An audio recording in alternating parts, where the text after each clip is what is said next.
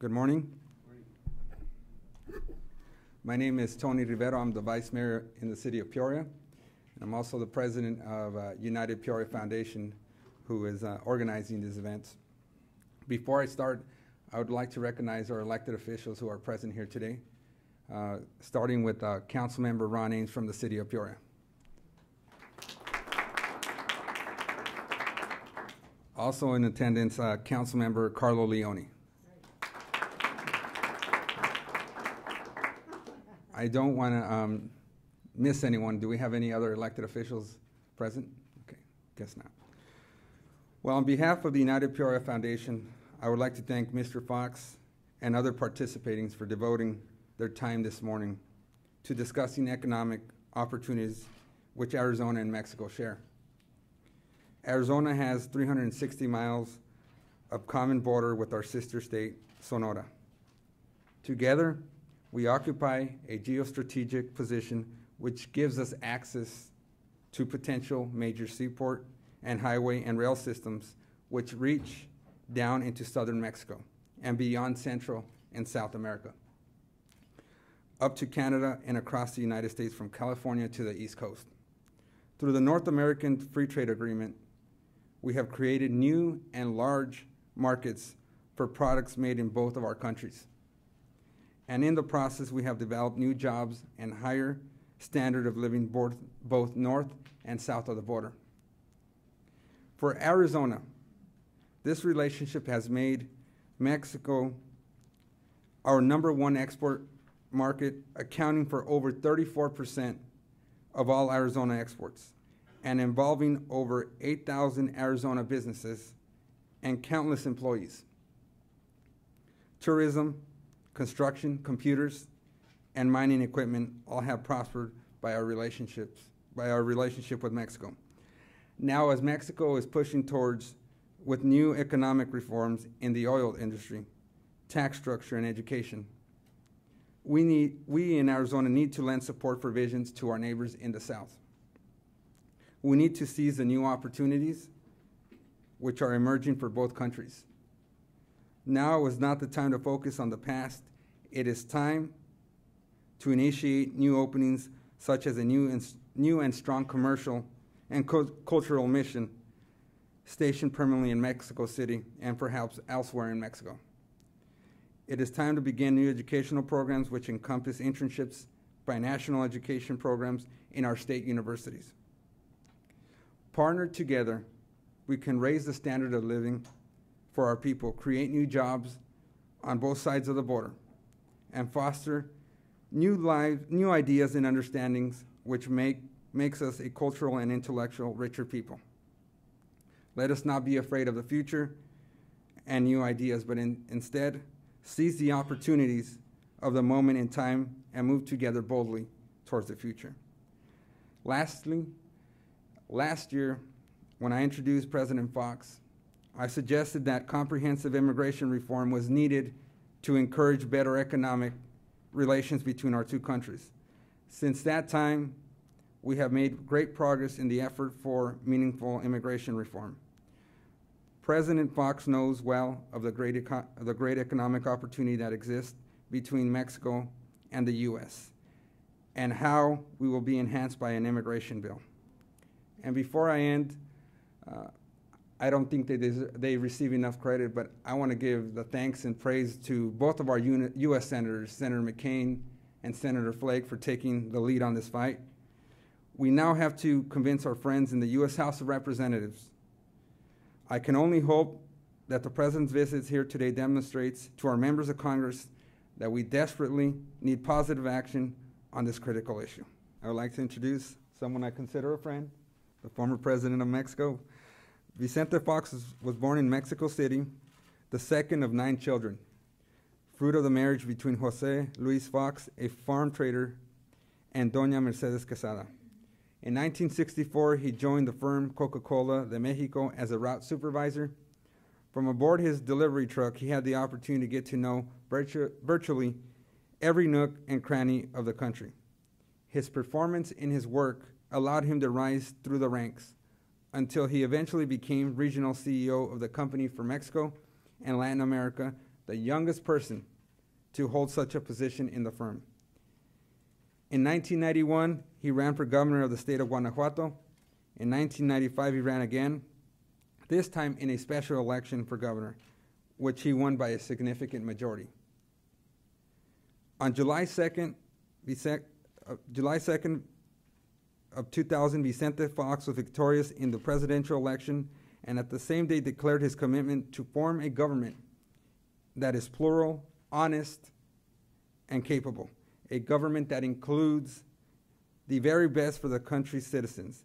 His election marked the end of a period of over 70 years, during which every single president of Mexico had been a militant of the country's institutional revolutionary party, the PRI. As such, he was the first president in the country's transition to democracy to come from the ranks of the opposition. Today, he lives on the ranch his grandfather purchased a century ago. The 200-year-old hacienda of San Cristobal is now home to a study center, library, and museum, all of which bear his name, Centro Fox. Centro Fox, as it is better known, is a forum of thoughts and ideas, and also home to the foundation Vamos Mexico. Today, Vicente Fox continues to ride his horse like Don Quixote in search of new goals, for it is his abiding belief that whoever ceases to grow will begin to die. Now it is a privilege and honor to introduce to you the former President of Mexico, Vicente Fox.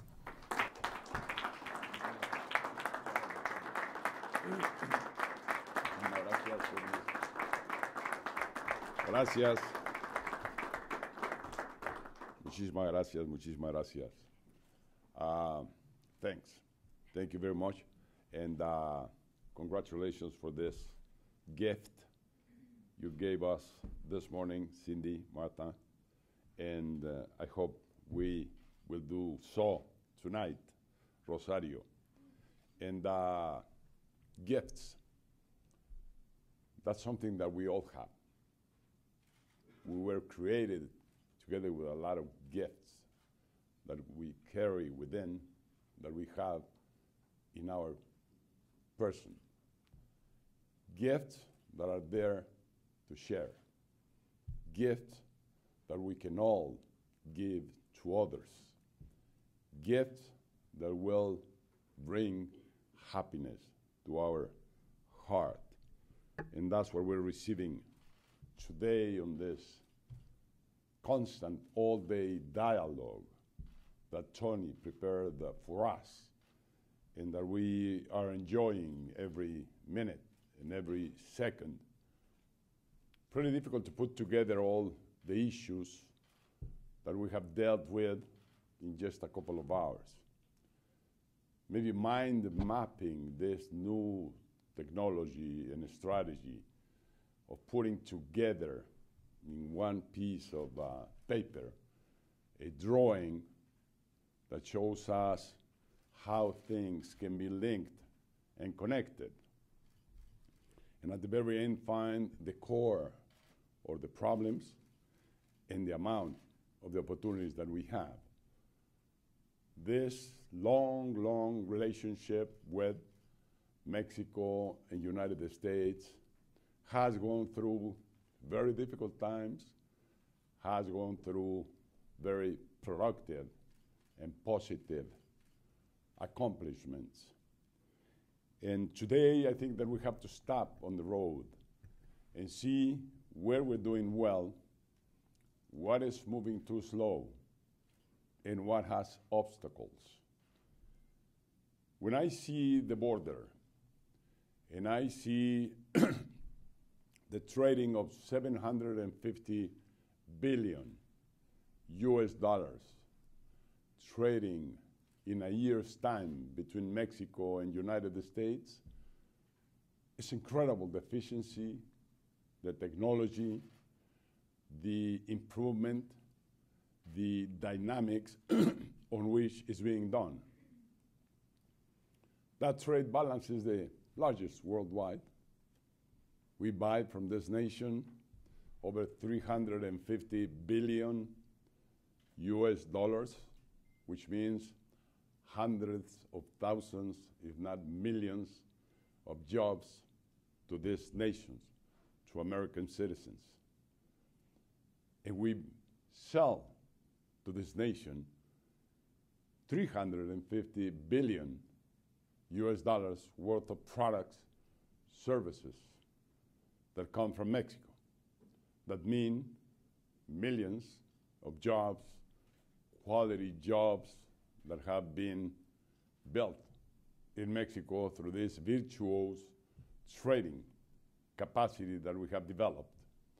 But even that being one of the most positive accomplishments in our relationship can go way beyond.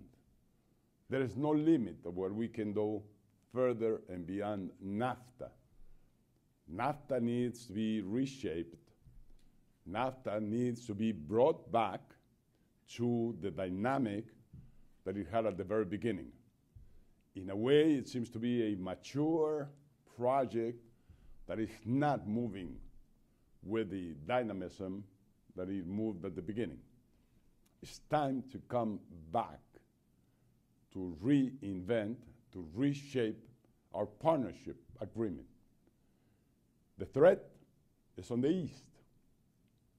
The region where we're losing jobs with is the east. It's China, it's India, it's those fast-growing economies. It's them that being so competitive are taking away jobs from Mexican economy, from US, Canadian economy.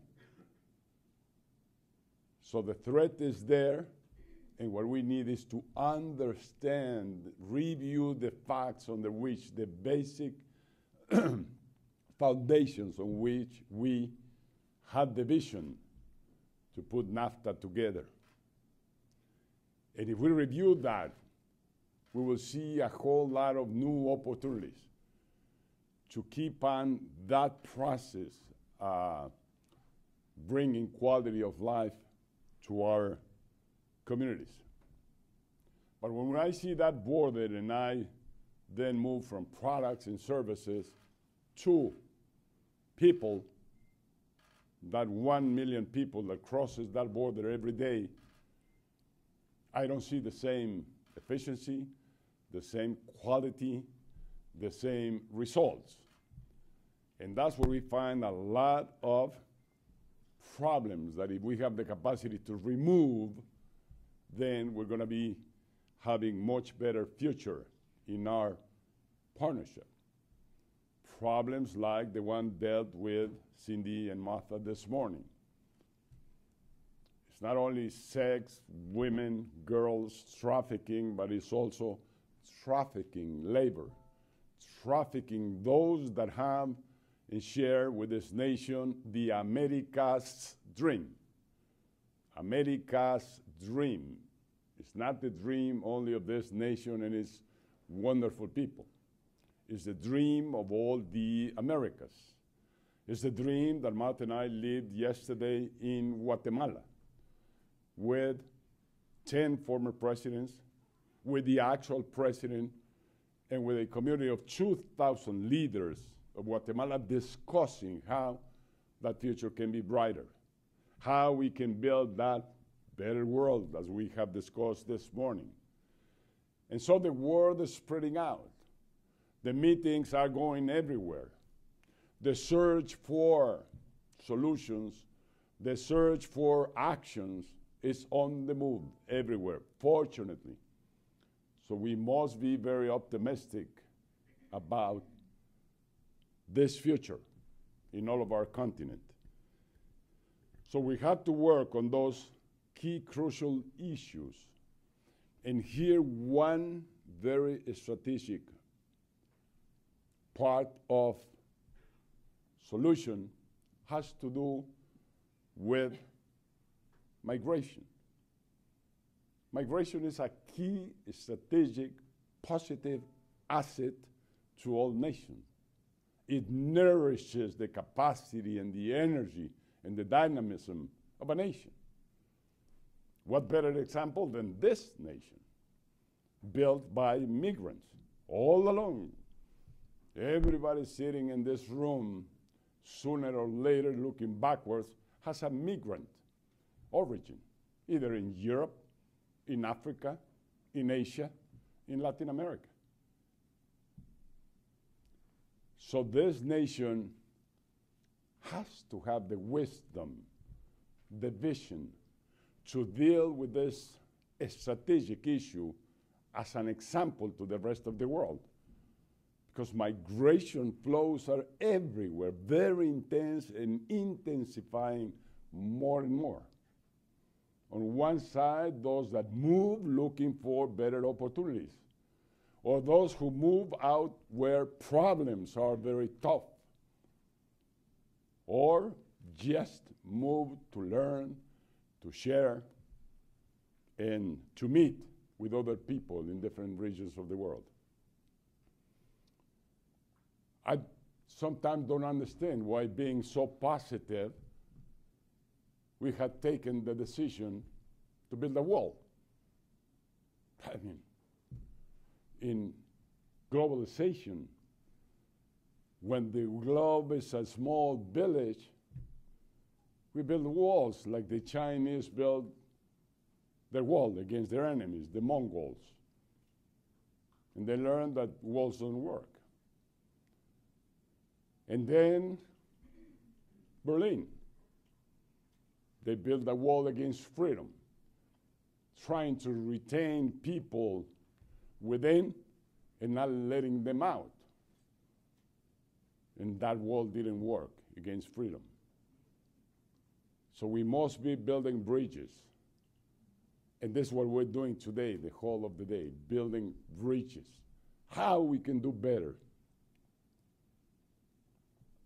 How we can manage this tough issue.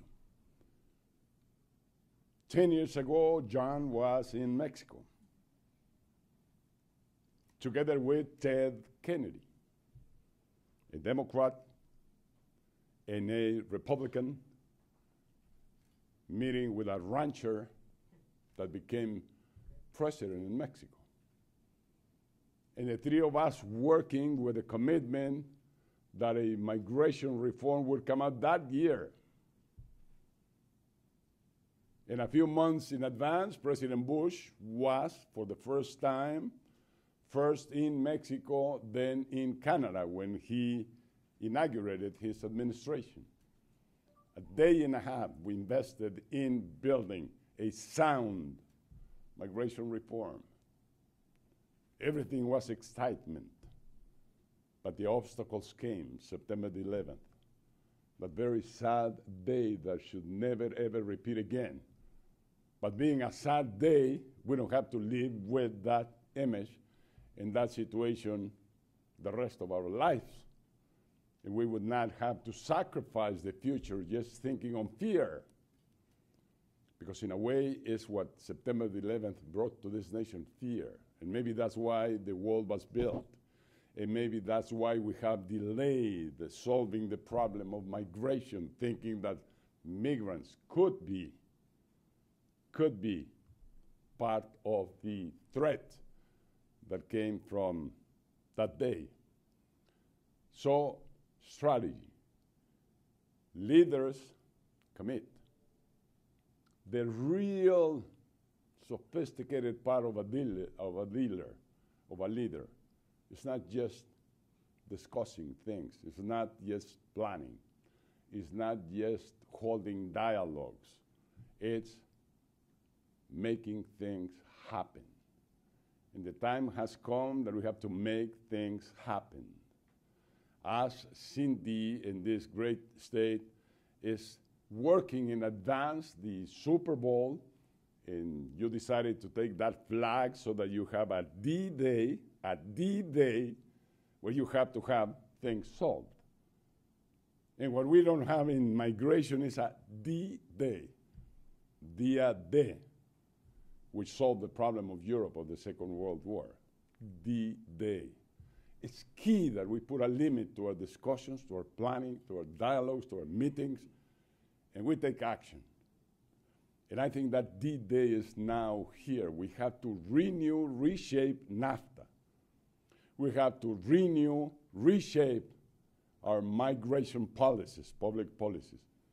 We have to reinvent our neighboring and our friendship between United States and Mexico. And so that will happen. Today, the time has shortened so much, time being the key element in progress. Be on time, have the right timing is crucial. And we need to attend that. And today, technology has brought to all of us the capacity to move on time, online, with the illimited knowledge that we have access to, each one of us. Illimited knowledge. We are in a new renaissance. Renaissance, first Greece, with Academus, with Socrates, with Plato, and all the rest of those brilliant minds that started provoking a universal movement of thought, of intelligence, of culture, of arts, and of well-doing. Saludos, griego. Here is one Greek. He's going to Greek next week. And the second Renaissance, the Medici family, the Da Vinci's, and all those also which did and discovered so many great things for humankind. Now the time has come. We're on the third Renaissance. And what would Socrates, Plato, the Medicis, or Leonardo have given if they would have had the knowledge that each one of us has here, and each one of the 6 or 7 billion, or I don't know how many people we are in this world. But the access to knowledge, to experience, to online, to speed, to solve problems and bring solutions is accessible to all of us. So my call here is let's move, like Cindy said. We cannot wait anymore. Let's put a due date. Let's have a D-Day and accomplish. On one side, let's remove the obstacles. On the other side, let's take the opportunities and make them come true. I'm looking forward, enjoying the rest of the day, because Academus invited Socrates, Plato, and all the rest to his home just to sit down and talk, just to deliver, just to dialogue, just to make the ideas come to this world. And this is a day of academy here in Peoria, in Phoenix, and in Arizona. Let's commit to that. Let's develop our academia every year, every day, every month, every minute. Let's go within ourselves. Let's gift ourselves with 5 minutes of good thoughts, of good meditation, of good evaluation. What's wrong? What's not working? What's moving too slow? And let's accelerate, because the East is accelerating, and we need to move fast. Gracias.